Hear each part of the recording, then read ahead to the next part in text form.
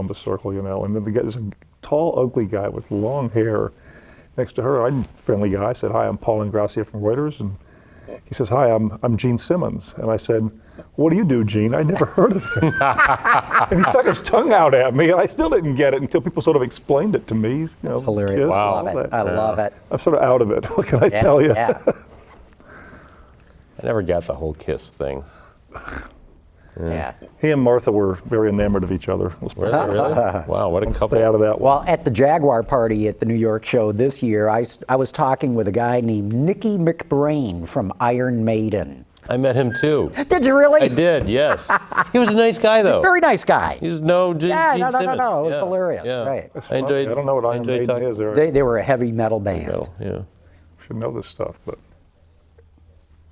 Another British heavy metal band. I was at And Carnegie. that's his real name because I had to go and, they said, really? that's Nicky McBrain. And I'm like, whatever. And, I had to get on Wikipedia, and that's his he was name. born Nicholas McBrain. All you I need- thought for sure it was a stage name. All you need to do is rent Spinal Tap, and you'll understand the whole thing. Yeah, that's right. You ever see that movie? No. Oh, It's a very funny it's one of the best. satire. I'll do it. I will. I was at Carnegie Hall last night, so I was, Yeah. keep Who the did brain you is see not there? Actually, the New Jersey Symphony Orchestra okay. had a performance, which was sort of fun. It was the first part was awful, but Well, Kid Rock is playing with our symphony this weekend. oh really? I Yeah. think the Detroit Symphony is going to Yes. Carnegie Hall to play. No kidding. Yeah, Excellent. it's part of the spring series there. It's sort of neat, actually. That's good. Well, For they must have practiced. practice, right? Exactly. Yeah, I was there one time in the 90s, saw I think it was still called the Playboy Jazz Festival. Jerry Morgan and who else? I'm trying to think of who else. It was good though. 8, 7, 6, 5, 4, 3, 2, 1. Autoline After Hours is brought to you by Bridgestone, your journey, our passion, and by Chevrolet. Chevy runs deep. Man, it's so great to be back here in the studio, and especially with the Autoextremist, Mr. De Lorenzo. Yes, on the emphysema tour, yes. Still a bit under the weather, eh? I'm pulling out of it, but Yeah. it's been tough. Yeah, geez. And also, we got to say, we've got Todd Lassa from Motor Trend joining us on today's show. Great to have Here, you John. With some excellent socks, by the way. Yeah. I dressed up for the other show. So I know this is a little more casual, but Yeah, that's why I'm dressed this up. one. I've got my '59 Chevy. Yes, Those. Paul has, or Todd has cufflinks on that are the tail fins of a '59 Chevy 59 Impala. Chevy, yeah. Now one of my favorite Yeah. cars of all time, Yeah. just because of the sculpture in it. Exactly. And we've got Paul Ingrassia, award-winning journalist and author of a new book, and we'll be getting into the book later in the show too. So Paul, great having you. Good to be here, John. Good to be back in Detroit. Cool. Great to have you on Autoline After Hours. Thank you. But Peter, I want to turn to what you wrote about this week. Because Dan Akerson, GM CEO, did an interview with the Wall Street Journal in which he said, car guys drove this company off a cliff, which came as a surprise to me because I didn't see it that way and you didn't either. And you notice he said the car guys, because he's not a car guy. Yeah, it was an unfortunate quote by Dan. He doesn't do well in interviews. We know that he talks too much, which is his want. And if you're a PR guy, you're just like, let's answer, let's move on. And then he said that he kind of dropped that little nugget on everybody. And it's just the reality is it's the car guys and women who kept GM on the even keel through all the ups and downs of the management changes, the brand management, whichever financial camp was taken over this year. And it's really the car guys who kept GM in the game and is still keeping GM in the game today. And it was such an inaccurate statement and unfortunate, because he's done this before to. Oh, he stuck his foot in his mouth a number of times. Well, I mean, to the people who are doing the work, the product development people, the design people, the people who are actually in the business of making cars as opposed to in the business of being in business, you know, I think it was just wrong-headed. And, you know, the people who are involved at GM in building the cars, making the, you know, the soup, so to speak, you know, that hurts every time he does something like that. Oh, no question about it. And I'm wondering, who's he talking about? Is he talking about Lutz? Is he, you know, who's he blaming here for having driven the company off? Well, yeah, I mean, to me, it seems like he's referring to Lutz and Mark Royce and all the people who kept, as I said, kept GM in the game. And I think it's just ridiculous. It really is ridiculous. No, It's really a bad omen for who his replacement will be, because you've done you've done stories on your daily on Autoline Daily. We did this Autoline whole Daily. thing of the race to replace. Who will replace Yeah, them? And who's we're not in the horse expecting race to well, replace we're not Dan Akerson? expecting a replacement for a couple of years. He won't step down for a couple of years, we think. But you know, Mark Royce is our pick, right? True car guy. True car guy. We'd all like to see him be the replacement. Your pick is Mark Royce, but you think it'll be Mary Barra, Yeah. which is a pretty good guess. And Well, of course, my thing was a process of elimination, Yeah. right? So, you know, there's any number of people who could be there, but I bored in on 5. So Yeah. number 1 is a guy named Tim Lee, who has tremendous amount of operations experience. He came up on the manufacturing side of the business, and I say, by the way, no operations guy has ever made it to the top of the company in the history of the corporation. Besides, he's 60 years old, and so that's starting to get into being a problem for being a successor. Okay, so then, you know, one of the next ones on the list is Dan Ammon, who's the CFO there. Right. Well, he's got the opposite problem. He's too young. He's 40 years old. You make him chairman or CEO, he's going to be there for 20 years. I don't think any board's going to put anyone in there for 20 years. Yeah. Okay, then you come to Mark Royce, car guy, got the experience, shows he can run it, is running the biggest part of the company by far and running it profitably, by the way. But then we hear Dan Akerson say, oh, car guys drove the company off a cliff. I believe that reflects what the board thinks. Yes. So I'm saying I don't think Mark's going to get it, even though he's my choice. So then you come to Steve Girsky, brilliant guy. You know, the UAW loves him. Remember, they put him on the board as their Weber representative. You know, was voted the best Wall Street automotive analyst 14 years in a row in his days at Morgan Stanley. Right. So Steve should be the logical guy to go to, but he's one who argued adamantly, and I use that word appropriately, to keep Adam Opel. Right. So he's hitched his horse to Opel, as I say, and I think Opel's going to be a basket case for years to come. Right. Because the European Union is not going to let GM all of a sudden slash and burn and get rid of thousands of employees and close plants. It's not going to happen. And I think boards like to nominate a CEO who's got a recent string of successes under his or her belt. And if I'm right and Opel's still a basket case, you're going to make the guy who really argued of keeping this basket case the CEO of the company? the Opel And that leaves us with Mary Barra. And Yeah. Mary, I think, could get the job done.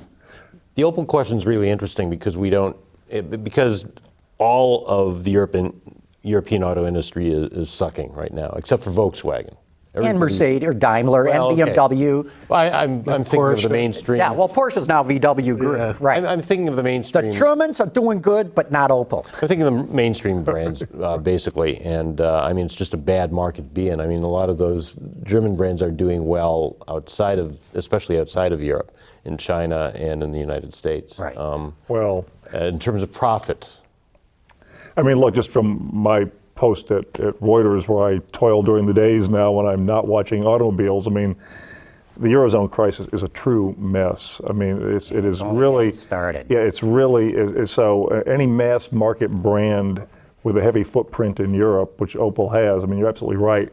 On the other hand, frankly, you know, there's an argument to be made in choosing a CEO that says someone that's been bloodied and learns a little bit from their mistakes and learns a little bit of humility is not a bad choice to choose. So you're saying Girsky could be one? Well, I'm just saying this wouldn't necessarily disqualify him. By the way, the entire board, except for Akerson and one other person, voted to keep Opel, so they're all in it together. That's right. Well, and look, I'm not saying that I know that Mary Barra is going to be the one. It was hard for me to make a decision. I didn't make my decision as to who I thought might get it until literally the night before we did the show.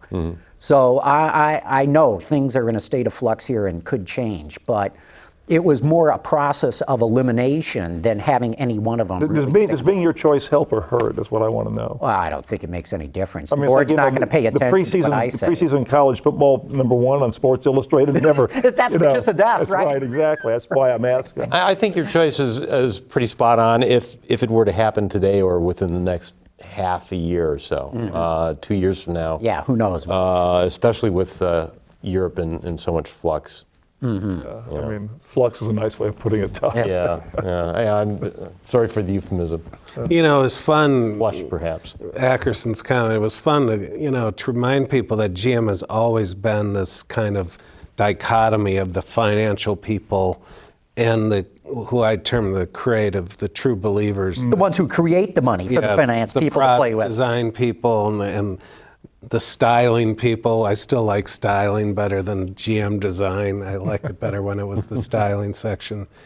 But in GM's heyday, roughly 55 to 80, they kind of coexisted.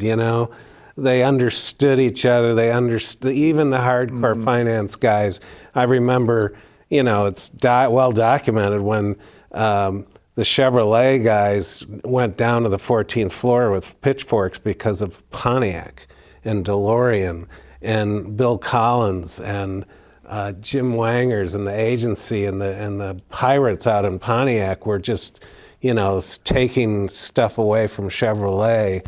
And it was the finance guys that said, you guys need to go sit down because we're looking at the numbers that these guys are putting up out in Pontiac, and we're real happy with those. We're down with that. I think they should call it Art and Color, by the way. I think they should go back to that. That was Harley Earl. Yeah. And With the U in color. and he invented, the modern car design. But how can you be Dan Akerson or the board and not look at what happened to GM pre-2008 and say not say the finance guys were in charge and finances sucked, Because, and that's why I'd love to. Is it because you're a finance about guy? This. No, I think what happened, what he's looking at is my guess, is you had this Mr. Maximum Bob himself come in, Bob Lutz, and he started spending money like there's no tomorrow on different brands. So Oldsmobile had a great lineup about the time it got killed. Saturn had the best lineup in its history at the time it was killed. He created this Hummer brand that ultimately they had to close down, and he was spending all this money. I think he's really talking about that. That drove the company off a cliff, which I don't believe it did at all. Well, the Hummer brand goes back to Zarella, really. That was pre-Lutz, and I thought that was a huge mistake. What they should have done, I mean, Chevy and GMC trucks at the time were as close together as possible, and GM kept talking about how we're going to make GMC different. And why not make the Hummer a GMC model instead of create an entire new channel, get people to spend money on Quonset Hut dealerships, and then have to kill it off, which costs money to kill off a brand. That was the whole thing going into the 08 bankruptcy. Could there be another explanation for this? Could there be this explanation that he's thinking of car guy not as engineer versus finance, but could it be that to him, car guy is anyone who's worked in the company a long time as opposed to an outsider? It's possible. I mean, that could be a whole different. That may be he may be saying we need another outsider. That leads us back to Mark Royce, of course. GM is laying off 100 of their top scientists and engineers at their research center. Now, look, this is a town that is screaming for talent. Everyone is complaining bitterly that they cannot get the technical talent that they need. Yeah. And here's GM getting rid of a quarter of their R&D force. I mean, the real researchers, the real scientist type. Why? Because they're moving all that to China. I'm the only one that said this so far publicly that I know of. But there's no question that work will now be done in China. And so I think there's a disdain at the top of GM right now. They're pissed off at their workforce at the Warren Tech Center. They're angry at those people. They don't think that they have a good work ethic. And by the way, I can tell you, because I got friends who work there, they're all pissed off at management. They think that management doesn't have a clue of what they're up against with what they're trying to do. I'm telling you, it's a bad situation. I don't see that at Ford. I don't see that at Chrysler. I see people who are highly energized, who really want to get in, will willingly work long hours because they believe where the company's going. That's not happening at General Motors Let's now. hope Chrysler can hire some of those people. They seem to be Well, adding. those people will probably get jobs, but I don't want to see the American taxpayer bail out General Motors only for it to go invest money in a French company and ship jobs to China. It doesn't make exactly. any sense No, to me. you're right. And I'm not on this whole, anti-bailout kind of thing, because I've been one of the biggest supporters. Thank God they got the bailout. Yeah. But I'm disturbed by what I see these newcomers to GM coming in from outside the industry and saying, well, it's car guys that drove this off the cliff. We'll fix this thing. I've seen this movie. I know how it ends, and it doesn't end well. Yeah. I'm with you there. Okay, long pause. No, because exactly, I agree 100%. And you also see, for example, Cadillac, which Akerson says he wants to make. He wants that to be his legacy, that he's going to return Cadillac to the standard of the world. And this new ATS, they're launching it in a sedan, not other body styles. They showed us a coupe 5 years ago under super secret, extra long embargo or indefinite embargo. So we know they've done other body styles on it, but just the one sedan, and they expect to have some sort of effect in the European market with that car. Well, I can assure you that Akerson's legacy is not going to have anything to do with a successful car at General Motors. Yeah. It's just not. Everything he's talking about or he wants to take credit for was in place long before he... Oh, of course, yeah. Well, the interesting thing here, I mean, it depends how you define the metrics of success, but one of them's got to be the stock price, I think, obviously, right? I mean, Right.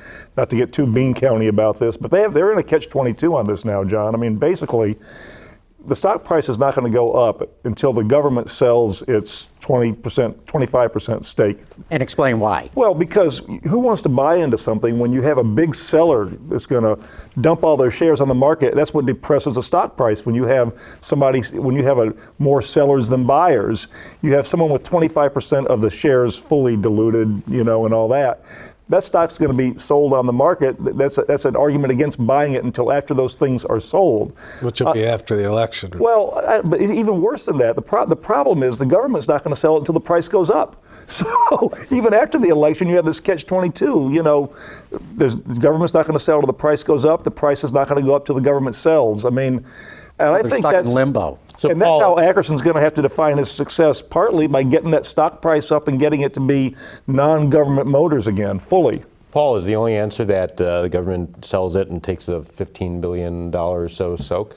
Well, Meaning we take the 15. yeah, right. Well, I think it's going to come to that. It probably will come to that. I mean, unless there's some way they can do some financial engineering to get some sort of warrants that'll tied to future performance or something like that. But you got to get that. I think one of his legacies, if he can get this legacy, forget about Cadillac. I mean, God bless Cadillac. But if his legacy can be, we're not government motors, we're General Motors. That's not a bad thing. Well, that's every waking moment he should be spending his time on that. And Well, I think he is. And But I think that's he why is. we don't have a coupe version of the ATS or a Well, wagon yeah. version of the ATS. No, I think you're onto something there, Todd, because I don't see them making the kind of investments that are right to make customers go, wahoo, I'm going in and buying that.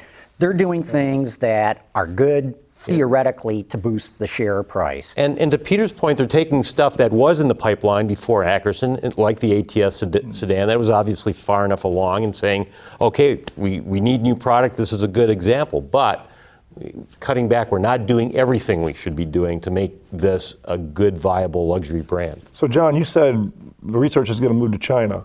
Not all of it. Okay, how long is it going to be before the corporate headquarters is in Shanghai? That's what I want to know. That's a good question. And, look, it's amazing it's still in Detroit. And there was a lot of talk during the bankruptcy of moving the Moving it headquarters out, out of the city of Detroit. Right. So, I mean, sure, that could happen. It could go to China.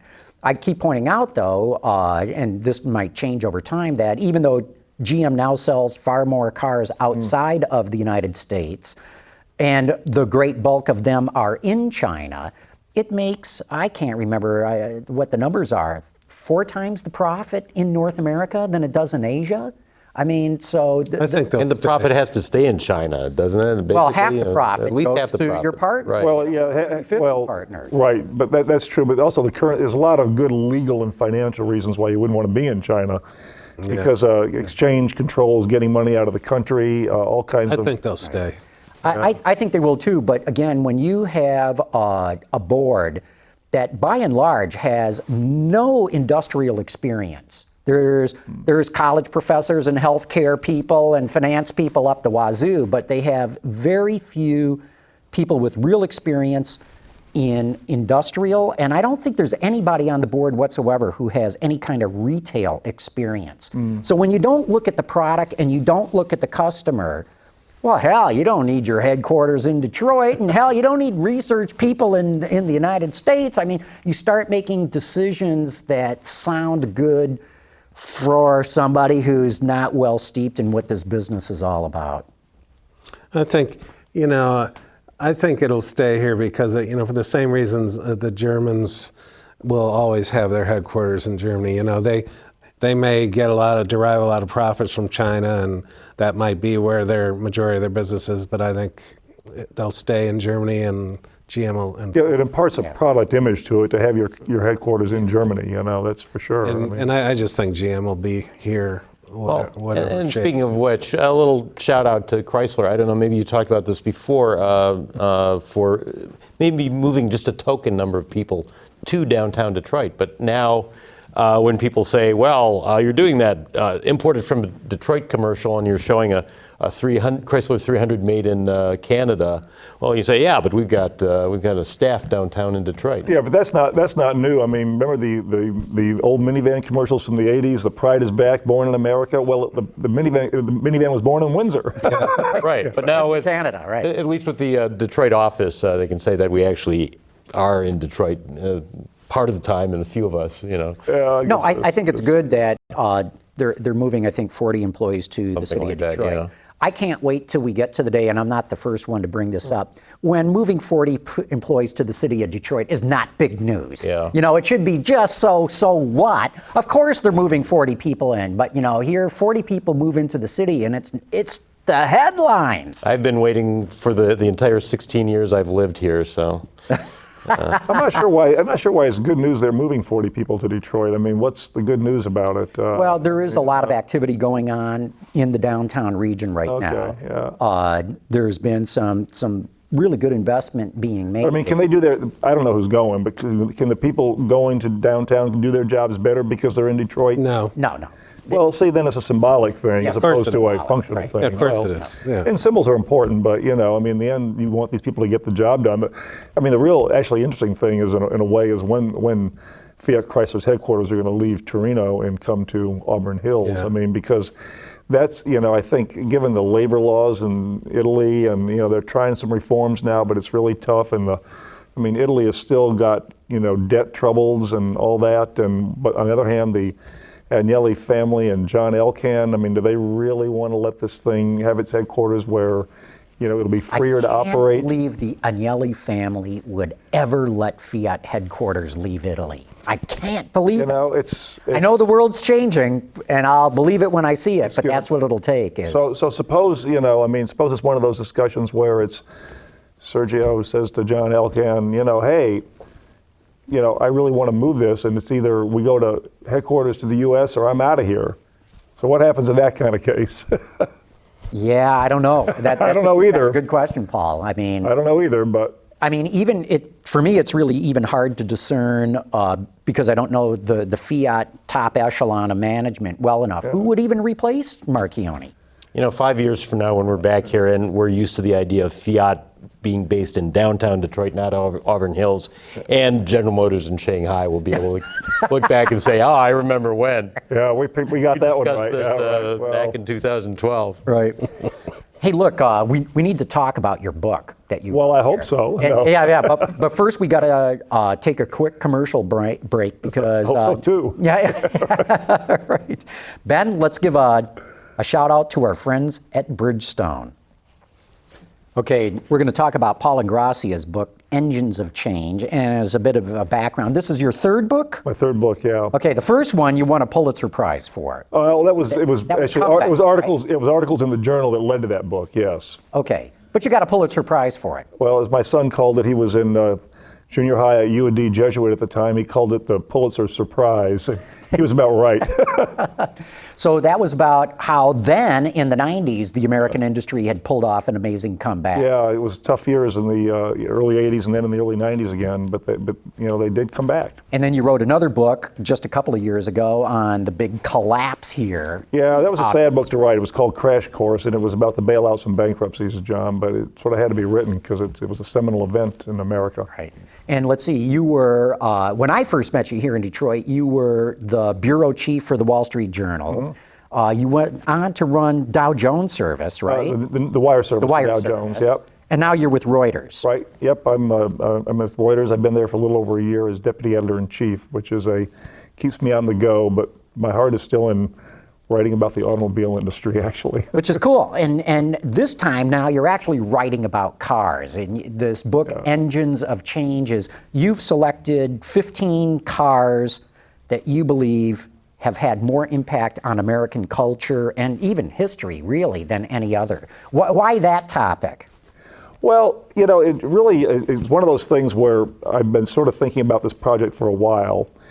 National Geographic magazine has done this. They built a whole magazine on things like, what the spoons of the ancient Etruscans tell us about the ancient Etruscans. And there's books about tracing the evolution of modern American culture through different movies, the movies of different eras and all that sort of thing. And it struck me as certain cars really uniquely captured or reflected the spirit of their day, even helped shape the spirit of their day, if you will.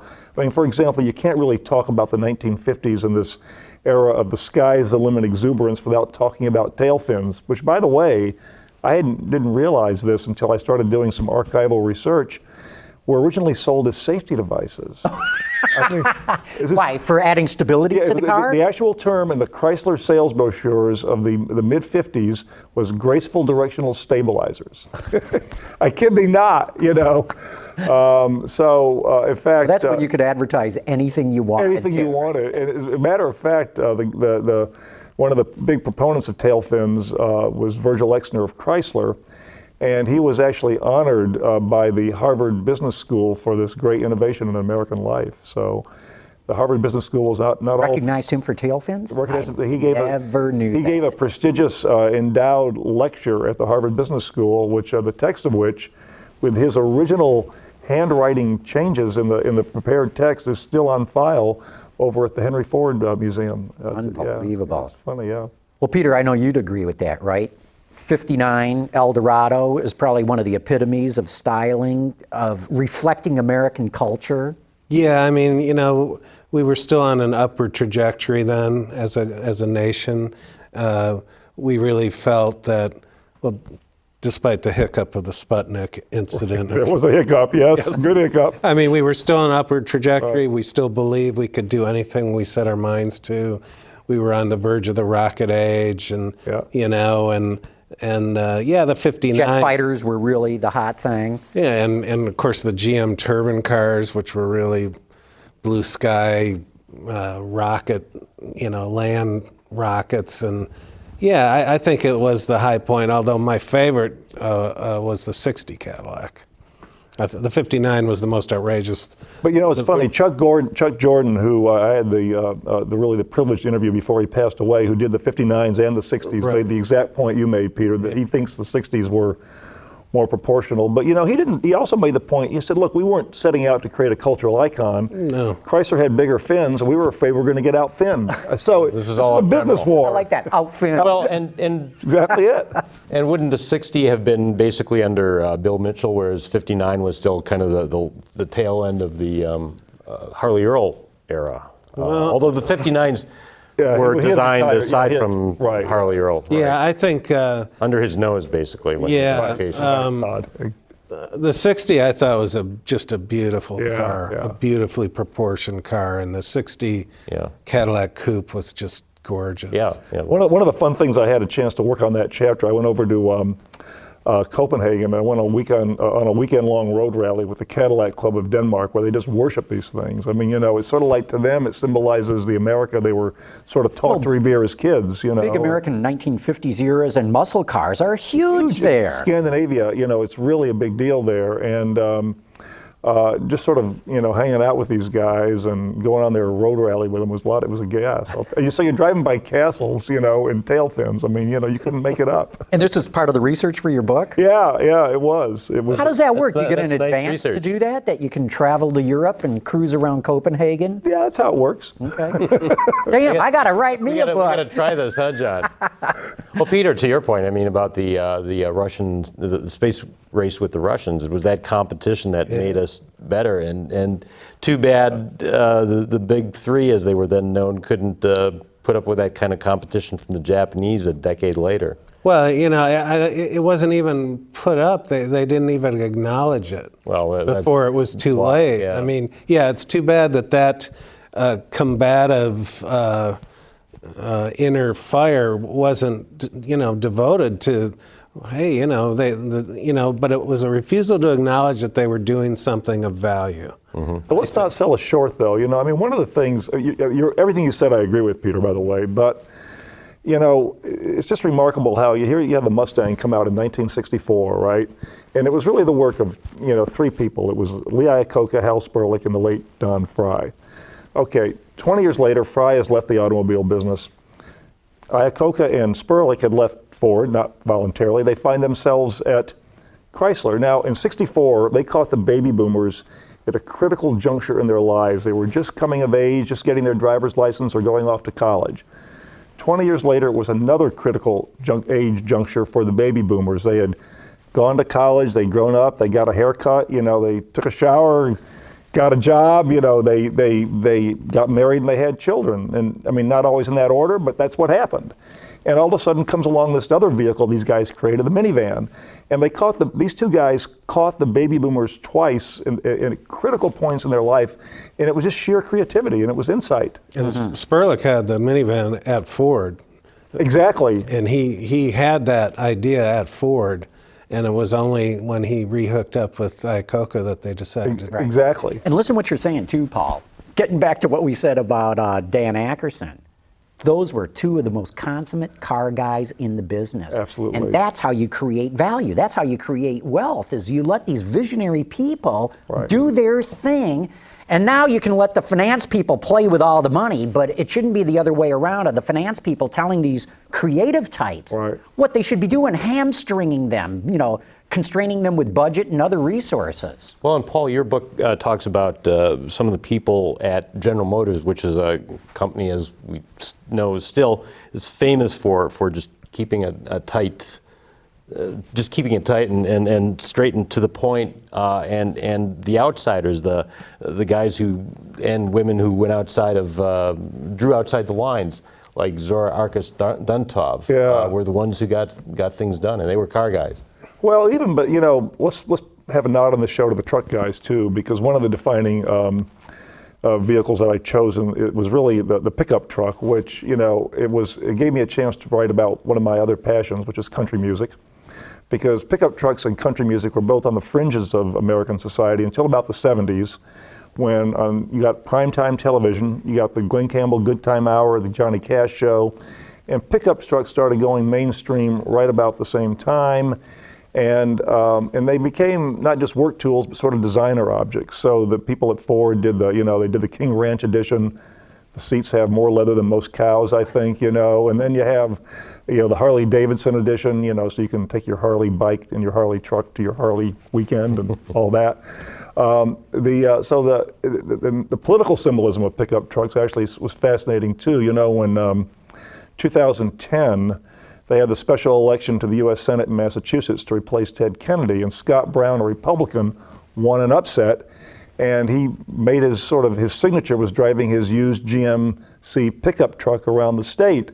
And Obama called him, that night to congratulate him, and he says, "Mr. President, would you like me to drive the truck down to Washington so you can see it?" And he got that idea from Fred Thompson, Fred Thompson in Tennessee. who did it in Tennessee first. Well, and 10 months later, in the midterm elections in Tennessee, there was a guy a candidate for Congress, seriously, who advertised himself as a truck driving, shotgun shooting, Bible reading, family loving country boy.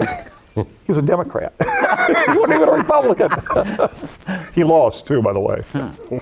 You know, that's a great point that you made. It never really hit me before, but the pickup truck, which is really, it's the Marlboro man image, Yeah, right? yeah. You know, you're the rugged individual cowboy who's got this workhorse. But it never really hit me before that you're right. It wasn't until the late 70s that whole persona of pickup really started to catch fire. Also, and that's when the domestic car companies really started devoted serious engineering resources and applying serious talent to. And, you know, come to think of it, we trucks said was before, the place to be at Ford, right? It was really yeah. the place to be after Right. a while. But And listen let's- to what we said earlier of how, you know, the big three really couldn't fight the Japanese onslaught. The Japanese have not been able to break into the full-size That's pickup right. market. I mean, there's one place where Detroit really does have it And right. that's still one place where the finance guys sort of say, yeah, we're staying out of that. Well, I was actually privileged during the research for this book to get into the truck room that's not in Ford headquarters, but it's in that building north of there that they used to call the washer dryer building. Oh, yeah. Yeah.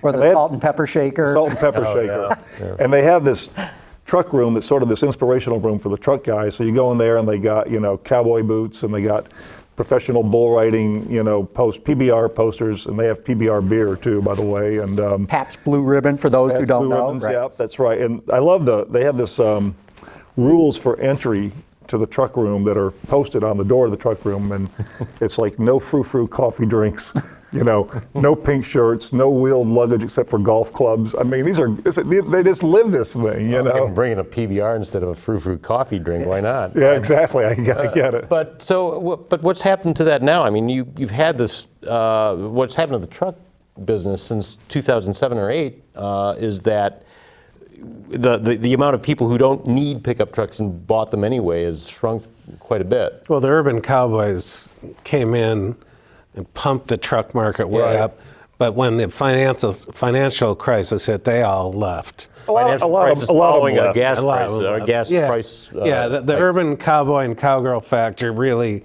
took a hit.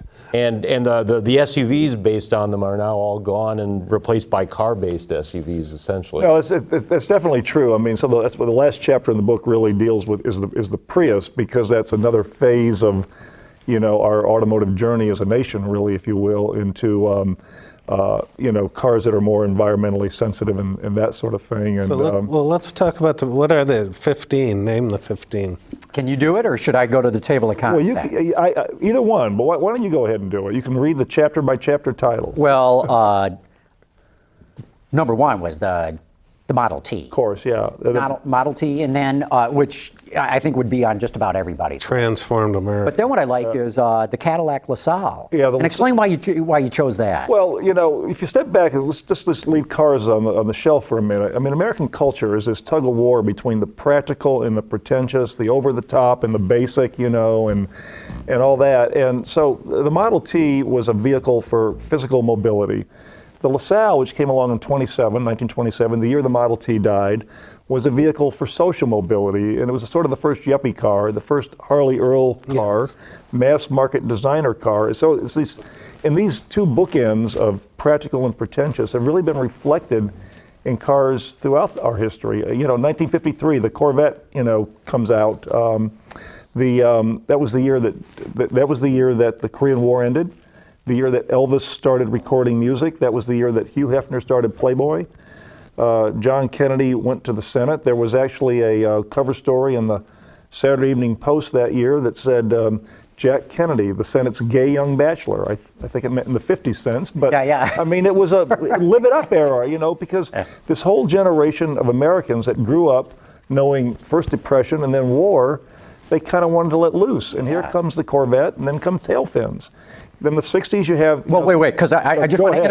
interject, not Please. interrupt, but interject, No. because I love the way that you've named these chapters. So Henry Ford's Model T is one that you picked, and the Cadillac LaSalle. So the name of the chapter is When Henry Met Sally. I love that. Well, I had to do that. The Corvette one is Zora, Zora, Zora. This is good stuff. It's all okay. Oh, now, thank 60s, you. pick it up and keep going. Well, you had the tail fins, and then the anti-tail fins were the Beetle and the microbus, and the title of that chapter is the long and winding road from Hitler's cars to hippie icons, which is really quite remarkable how that saga unfolded. And then in the 60s, as simultaneously, because it was a decade of great ferment, in our society, while the whole hippie thing was going on, you also had the Mustang, which sort of more mainstream youth culture, and then later on the GTO in the Mustang in the late 60s. So the Mustang and the GTO sort of symbolized, in a way,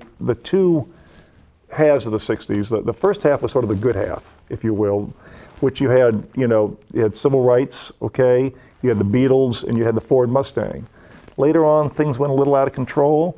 So you had urban riots, okay, you had the Rolling Stones, not the Beatles, the bad boy band, and you had the GTO, which was sort of the bad boy car, very much of a rebel car, created by a rebel, John DeLorean. Yeah. So then, let's see, and I love this, Ohio gozaimasu. Well, the Honda Accord was, in the 70s, it was a sober era in America. We had Watergate, we had defeat in Vietnam, we had stagflation, we had Jimmy Carter. We had bell-bottom pants, all kinds of bad things happened. Leisure suits, we had those too. And the people wanted just, something that would basically get them around and not cost them a fortune, and the Accord was great. You've talked about the minivan, which is the next in the book, but then BMW 3 Series. Well, the title of that chapter is the BMW 3 Series, The Rise of the Yuppies and the Road to Arugula. I mean, I think you kind of get it, because it was all about this yuppie affectation. We're not going to have just lettuce anymore. It's got to have radicchio and goat cheese, and it's got to have, BMW was, there was actually a yuppie cotillion in San Francisco in 1985 by these young guys who threw this black tie ball. You had to wear black tie with Nikes, and they expropriated the BMW logo and said it stood for beauty, money, wealth. What can I say? Which I love. There was a bumper sticker from that era, by the way, that was seen on many a BMW. He who dies with the most toys wins. I remember that. Yeah. I do remember that. And then the one that we haven't covered yet, because others in this is the F-Series and the Prius, but Jeep. Well, yeah, I mean, the fun thing about that one was, the Jeep's sort of evolution from war machine, which it really was, to fashion statement. And it really came in, around the late 80s and early 90s, you had all this stuff happening where, Patagonia, instead of just making, Parkas or anoraks. well, they made them, but they added color to them. So everything went mainstream. LL Bean took its backpacks and said, backpacks were originally designed in a teardrop shape because that's ergonomically best for long hikes through the woods. But guess what? It doesn't hold school books, right? So they mainstreamed, their products. They actually also discovered that their field coats, which are these corduroy bird hunting coats with big open pockets, you could shoot a bird, stuff it in there, they were flying off the shelves in Manhattan. The only birds in Manhattan are pigeons, but you don't shoot them, you feed them. But so they took the pockets off the coat and they made a lot of money on those things. So they were all mainstreaming their products. The J. Peterman catalog, selling duster coats in Wall Street. I mean, they're for Wyoming, And that's what Jeep did. They took this outdoor thing, and this whole wilderness chic was born, so you could, make that daring crack of dawn run to Starbucks. So Paul, is San Francisco responsible for both stealing Bimmers away from enthusiasts and for making the toy Honda pious what it is? The Prius and the Pius, you mean? The famous South Park episode is called the Toy Honda Pius. The Toy Honda Pius, the Toy Honda Pius, right, exactly. Yeah, that was a great episode. And they all ended up in San Francisco. They all ended up in San Francisco, and they did things there that we can't mention on a family television show. We probably can, but I don't think we. Yeah, we probably shouldn't. It has to do with body odors. Let's put it that way. Yes, right, exactly. Proper word. Yeah. That's a proper word. But my favorite part of that chapter was in spring of 2007. There's a guy arrested going on the freeway of California in the Bay Area, going at more than 100 miles an hour in a Prius, and this comes to the attention of a guy who writes the car column for the San Jose Mercury News. The column is Mr. Roadshow. And it's big news there because the guy that was arrested was Steve Wozniak, co-founder of Apple Computer, right? So he fires off this email. Mr. Roadshow fires off this email to the Woz and he says, hey, is it true you're arrested for going 105 in the Prius? The Woz fires back this email saying, not true, 104. You know? So there's this online dialogue going back, and finally Mr. Roadshow asks him, well, how did that Prius handle? How did it feel going, 104 miles an hour? And Wozniak sends back an email and says, it's not bad. It's kind of like my Hummer. So, I mean, here he's got a Prius and a Hummer. I mean, go figure, It's like having a Mac and a PC, John. Well, remarkable enough, GM for a while unseated Jeep with the Hummer. They did such a brilliant marketing job that, and just Hummer really was on the verge. They were coming out with Interesting. We saw the concept for the H4.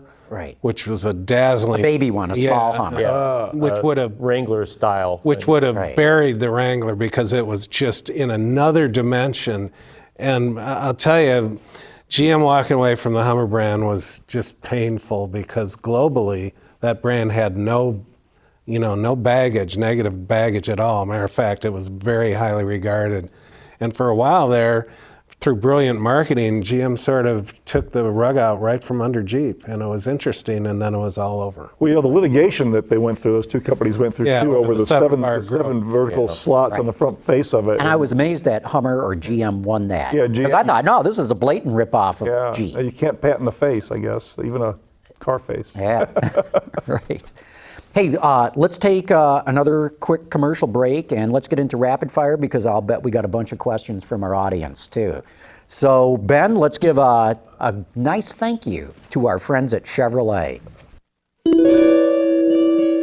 It was more than a car to him. It really was his baby. Oh no, that's my old Chevy. Dear God. Okay, Ben, it's time to get into rapid fire. Let's bring it up.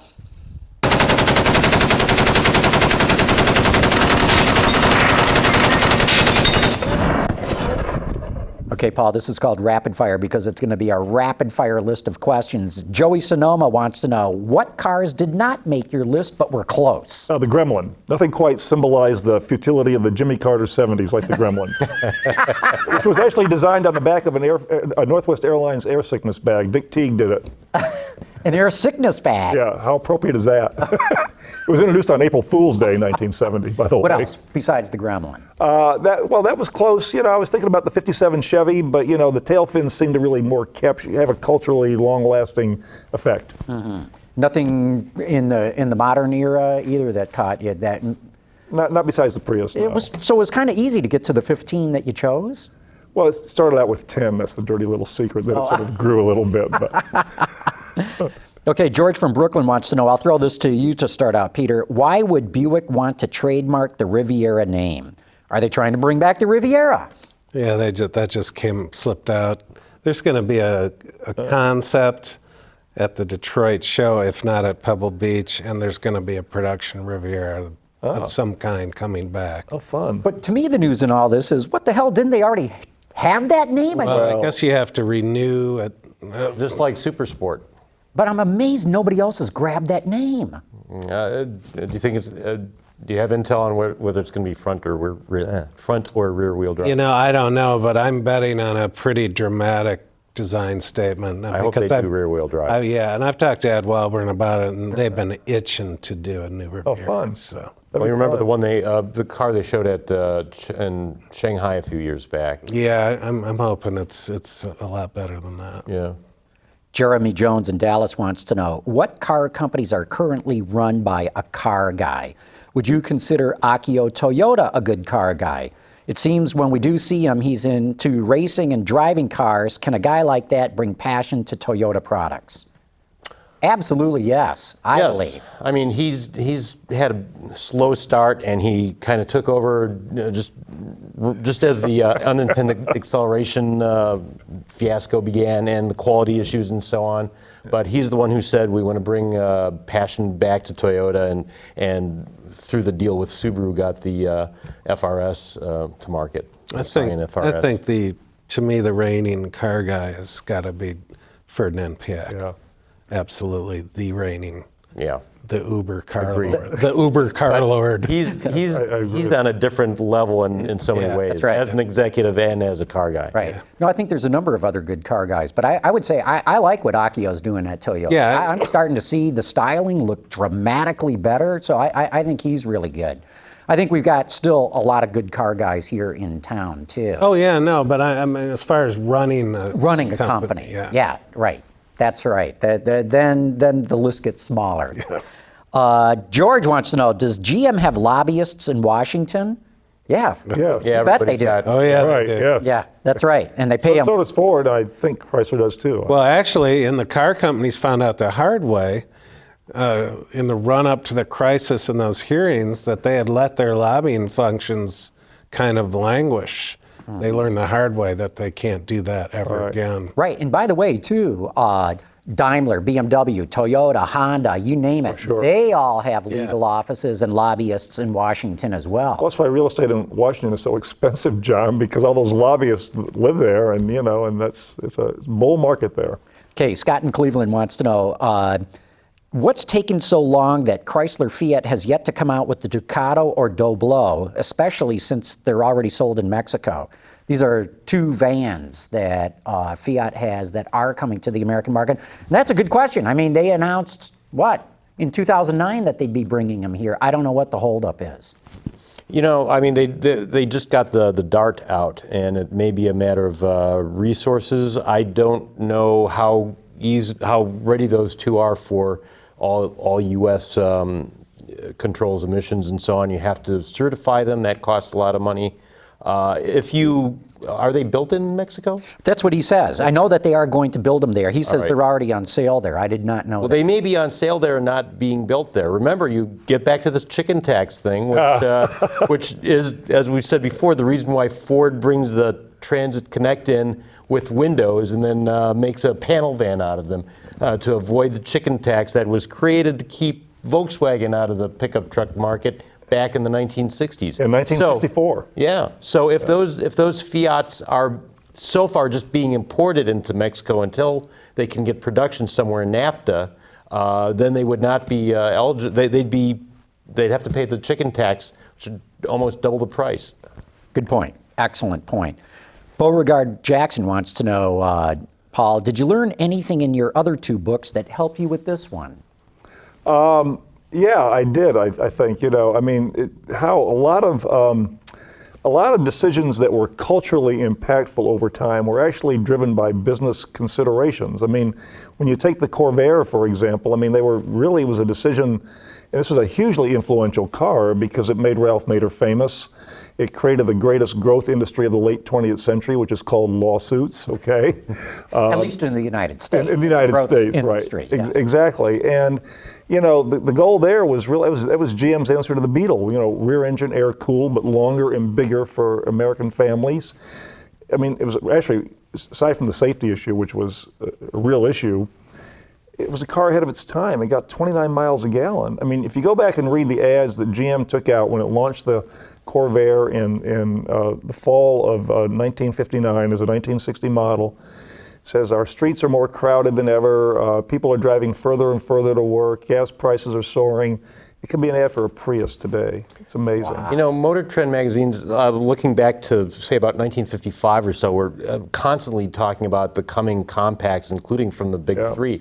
And it took a good 5 years, but then when that car came out, it competed with the newly launched Ford Falcon, which is just basically, a cut-down, full-size Ford with a six-cylinder engine up front, conventional six-cylinder, water-cooled.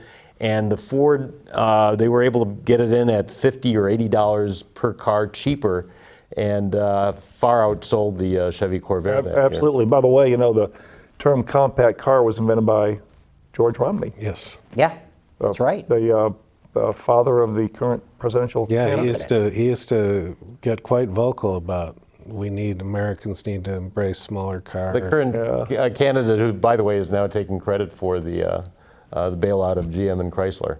Well, it's a political season, and Yes, they right. say whatever they want. It's just funny to hear that kind of reversal. I know. It's, quite a Okay, Brian Chicken Little says, I don't understand the branding difference between Kia or Hyundai. It appears to me that they occupy the same area of the market. Any comments? Well, Kia is going decidedly I think in a clear different direction now. I think they're edgier. They're going to skew more to performance, I think. More, well, like I said, younger- Well, they want to be, well, I think it's all kind of by degrees. I think they want to say that they're going to be kind of the BMW to Hyundai's Mercedes, for lack of a better comparison. But I think it might be closer to playing Honda to Hyundai's Toyota in terms of styling and being a little bit more out there. The weird thing about the whole Hyundai-Kia thing is that I have to remind myself that Hyundai owns barely 50% of Kia. It was a bailout thing. Kia was about to go under during the Asian financial crisis in the late 90s, and yet they share they share platforms completely.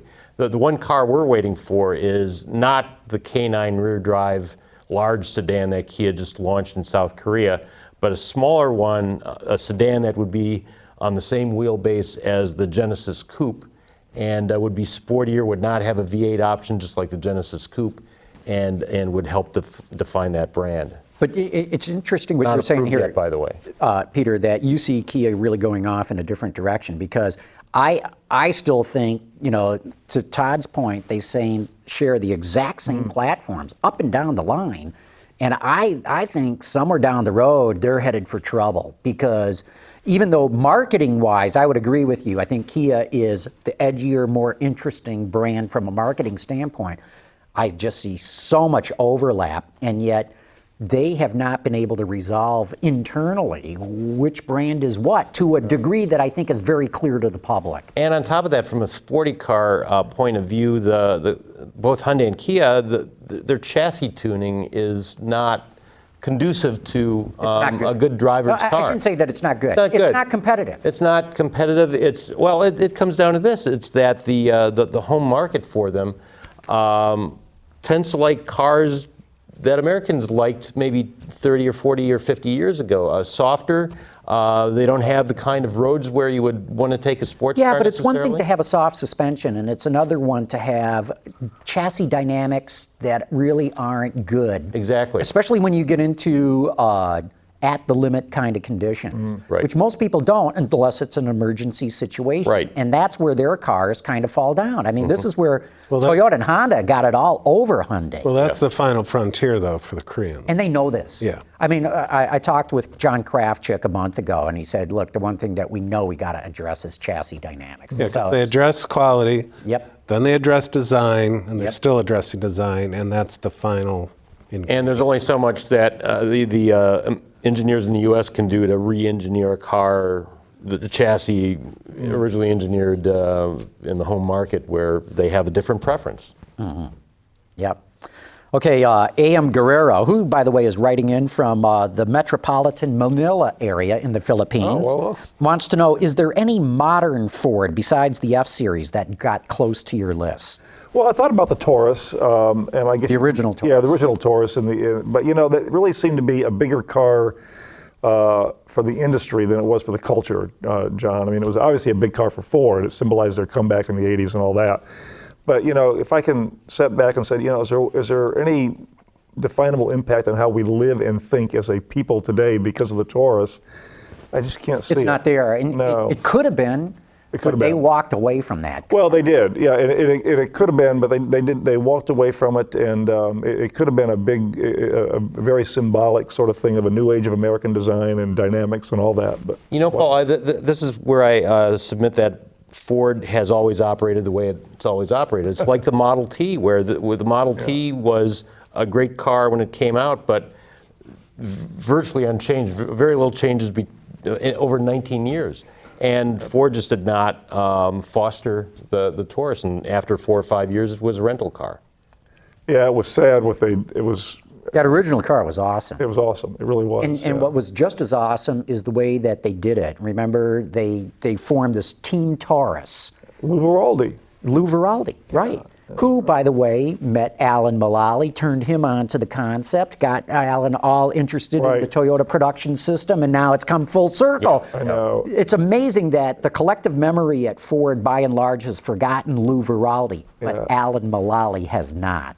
That is cool. And those were the car guys, and the non-car management said, "Oh, this is so radical, we're not sure it's going to work." And look how much money we spent. So they overlapped it. They overlapped it with the LTD2 and kept the LTD2, which it was supposed to replace. There was an overlap of at least a year until the Taurus took off in sales to make sure that they weren't going to lose all kinds of sales. Yeah, that's right. They were worried they hadn't had a Chrysler Airflow on their hands. And remember, they did a wagon version of that, and they did completely different side apertures so that they could have a completely flat suspension in the wagon, so that the floor. And this is car guy stuff saying, "Oh, here's how you have to make these investments to do it right." Yeah. Which I'm sure they had just drag out fights with the finance people on spending that kind of money, and they more than made that money back because the product was right. Yeah.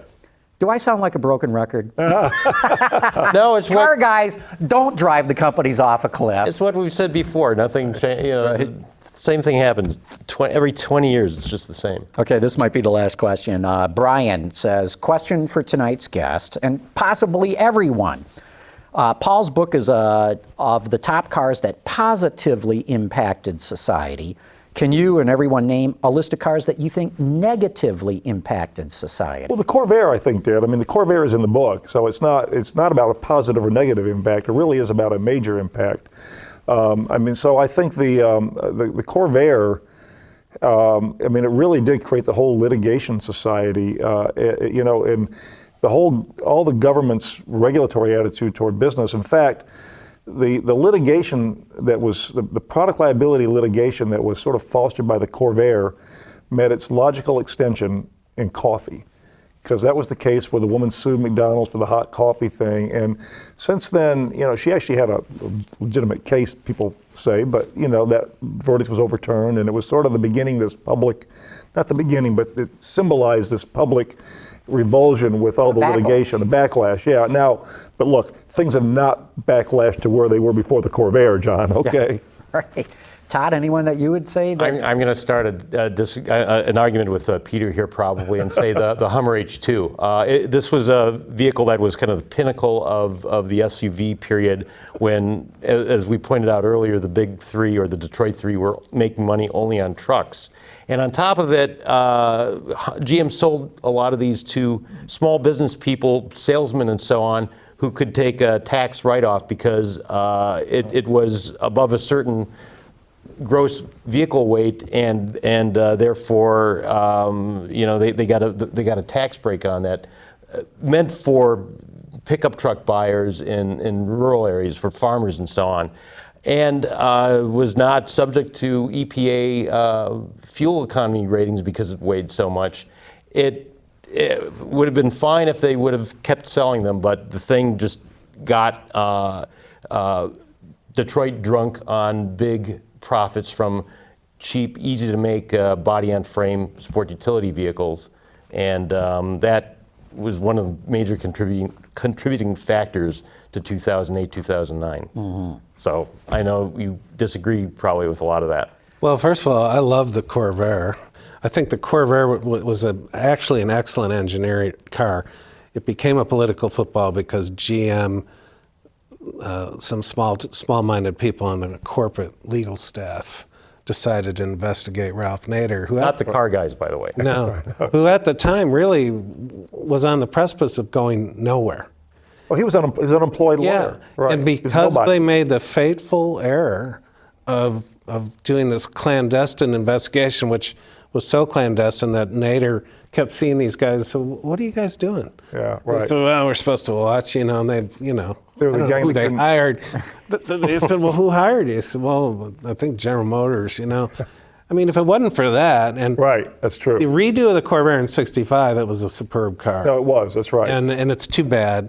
The Hummer, I didn't like the H2 per se. I did like the H3, but I did love the branding that GM did, the marketing for the Hummer, I thought was brilliant. When you think about it, GM has invented 2 car companies in the last 30 years that had a chance to be long-term plays. One was Saturn, and one was Hummer. And the Hummer lost the political battle at the wrong time, just as you said. And the Corvair, GM invented Ralph Nader and the whole litigious society thing, and it's too bad, that fateful thing right there. You're right about the Nader thing, actually. His book, Unsafe at Any Speed, was going nowhere until the spying scandal broke. Yeah.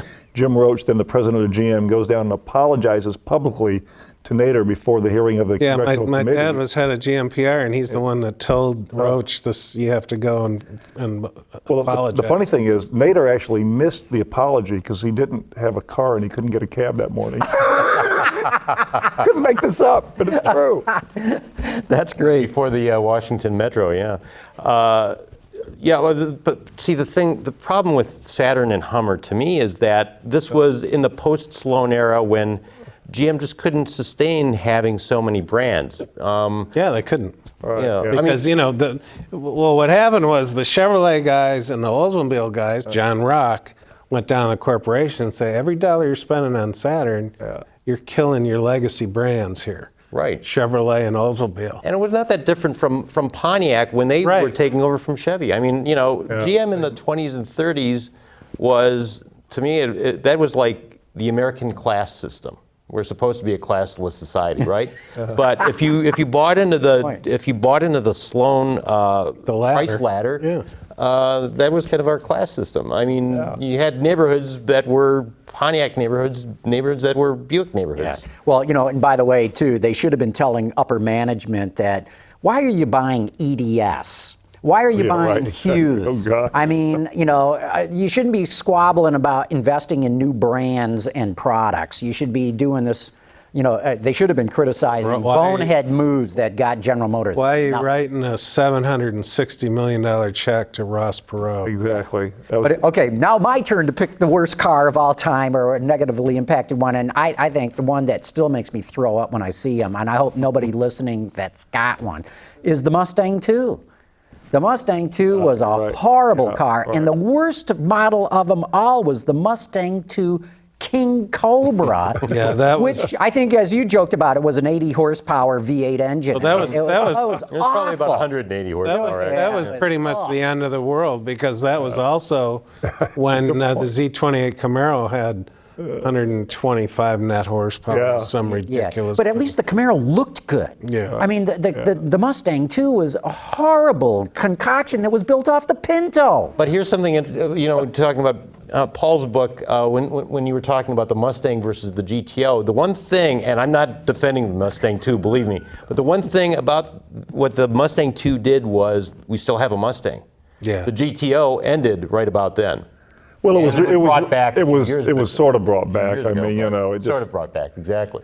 Yeah, it's by Bob Lutz, the car guy. But here's what I'll say. What I think are two of the cars that really negatively impacted, especially the Detroit industry, but the auto industry in general, and that was the Aspen and Volare. Circa 1977-78, which went on to become famously the most recalled cars in history.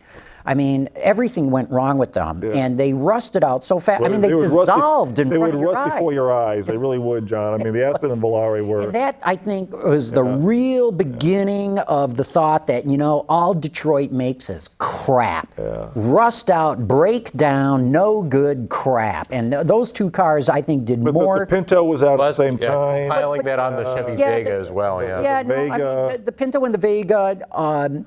The Vega was designed to be a car as revolutionary in 1971 as the Chevy Corvair was in 1960. Absolutely. But everything they tried to do to make it revolutionary, it turned out to be way heavier than Jim Roach Look, it wasn't any 1-2 cars that killed Detroit, right? But I think the Aspen and Volare epitomized everything that was going wrong better than any other two. And there weren't even 2 cars. That's the worst part of it. That's right. But at least one had Corinthian leather. Real Corinthian leather. Poster child for badge engineering there. God. So what would have been? So if if the Ford Probe had become the Mustang, would that have been worse than the Yes. Mustang 2? Well, that's a good question because, you know, it was front drive and it was 4-cylinder and whatnot, but that's a good question, Todd. But I'll say this. Answer the question. I'll say this. The Ford Probe became the Ford GT. Yeah.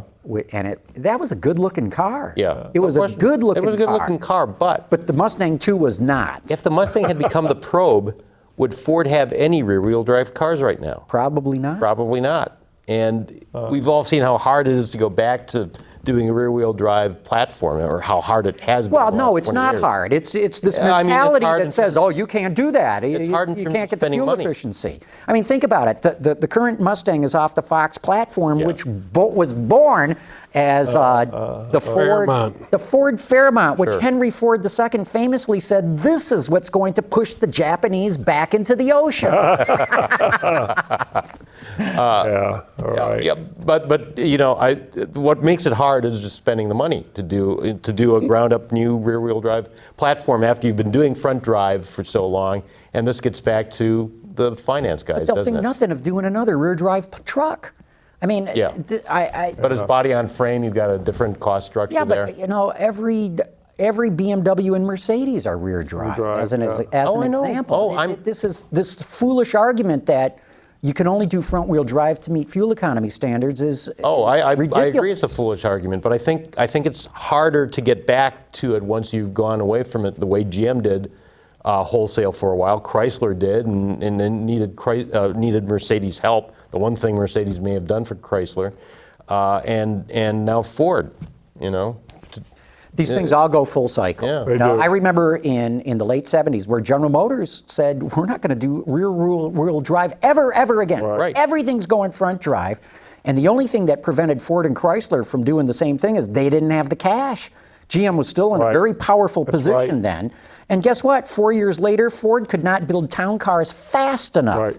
because they were just flying out out Gas of the prices showroom. dropped, and there OPEC was And broken. believe me, it'll come full circle. I guarantee you there is a rear drive sedans included in Ford's future. Oh yeah, I hope you're right, but Even if they don't admit it, even if it's not on their cycle Right. plan, I believe it'll be back there one day. and to your point, the Chrysler 300 and the Dodge Charger, the new ones, you have to give them props for 31 mpg highway with a V6 and Really 8-speed impressive. automatic. It's And impressive. that's the type of thing that'll keep some rear drive cars around, sedans besides sports cars. Agreed. Okay, let's wrap it up.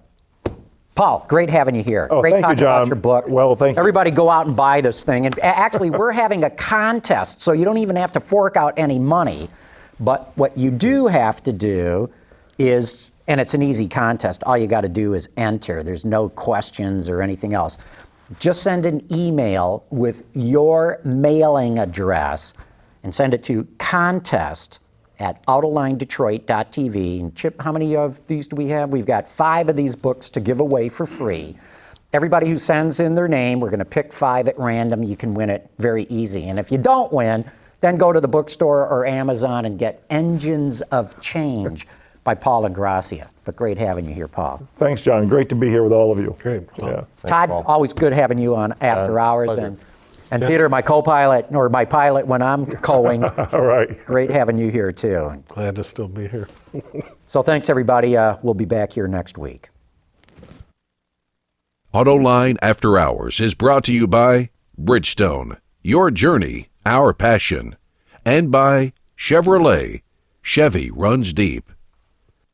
What, Okay, but you said you got. yeah, I got a basic, about 7 Yeah, I know you got a o'clock. dinner to go. Yeah, I got a dinner to go to. So let me Let me get your. okay, so I don't get this all. Anyways, great to be with you no, guys. It was fun. Yeah, I This is could, really I good. could, I could do Great this all discussion. night, actually. God, this was you really got us going here. Well, it was just too much fun. All I can say. It was just too much fun. No, I love seeing you writing about cars. Well, it's my passion, I mean, they always kid me at Reuters, that the 4 people who cover automobiles for us have a great job. We're trying to rebuild a team in Europe, and we just hired Nori Shiruzu from the Wall Street Journal. no kidding. Yeah, and I got to do some. Wasn't he in China? Yeah, he is still in China. He's in China for us, and I got to do some hiring here too. So, We had a great bureau chief here who just left to go to Tokyo. His wife is Japanese and he speaks Japanese, and he was a terrific bureau chief here, Kevin Kralicki from Reuters. Don't know. I know, yeah. Really, he's a low-key guy, but he was very, very good. And so I'm actually looking for a new bureau chief now. So if you have any ideas, shoot them my way. Bureau chief where? Here? Yeah, here in Detroit. Yeah. Oh, no kidding. Yeah.